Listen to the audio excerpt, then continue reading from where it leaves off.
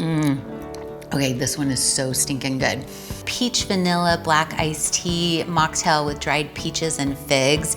What you need is ice in a shaker. Grab some fresh peaches since it's peach season. You want to muddle them a little. 4 ounces of the tea.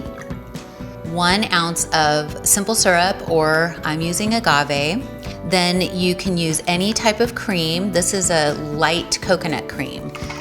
Black tea is really good for heart health, for immunity, for brain health. It gives you energy. It's got L-theanine, secret health benefits while you're shaking your cocktail.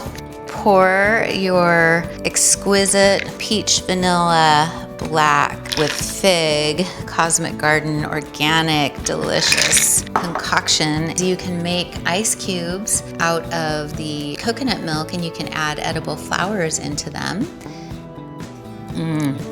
Okay, this one is so stinking good. So rush over to clubmagichour.com and get yourself a jar of this or a pouch of it, and you can be sipping and steeping all summer long.